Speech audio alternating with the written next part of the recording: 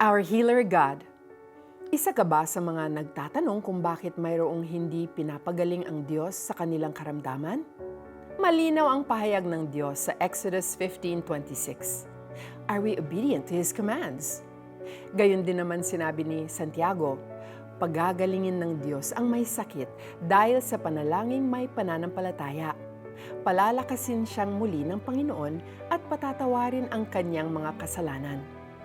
If there was one person with incredible faith in the healing power of Jesus, ito ay ang babaeng dinugo ng 12 taon.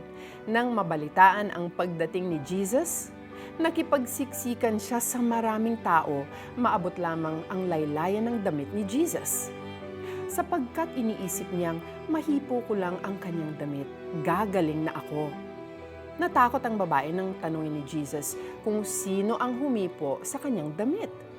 Subalit sinabi sa kanya ni Jesus, "Anak, pinagaling ka ng iyong pananampalataya. Umuwi ka na at ipanatag mo ang iyong kalooban. Ikaw ay magaling na." Her extraordinary faith in Jesus healed her. What about unconfessed sin? Does that withhold healing? Ang sabi ni Santiago, kaya nga ipagtapat ninyo sa inyong mga kapatid ang inyong mga kasalanan at ipanalangin ninyo ang isa't isa upang kayo'y gumaling. Malaki ang naggagawa ng panalangin ng taong matuwid.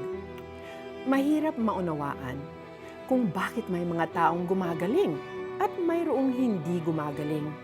Isang halimbawa si Apostle Paul na dinapuan ng matinding sakit.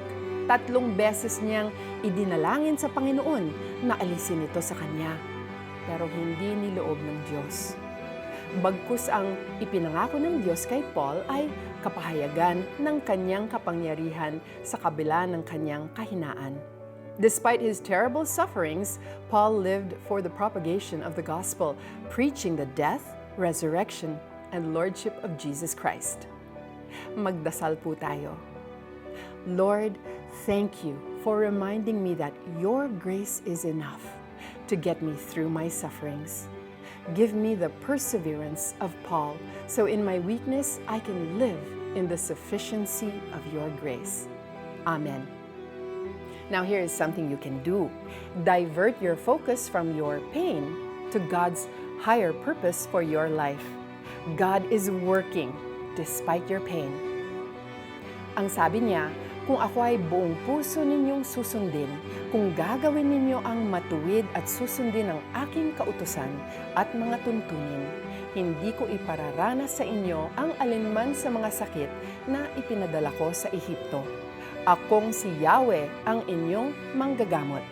Exodus 15:26. Let's give thanks for our mighty God who heals. Thank you for joining me today. I'm Joyce Burton Titular.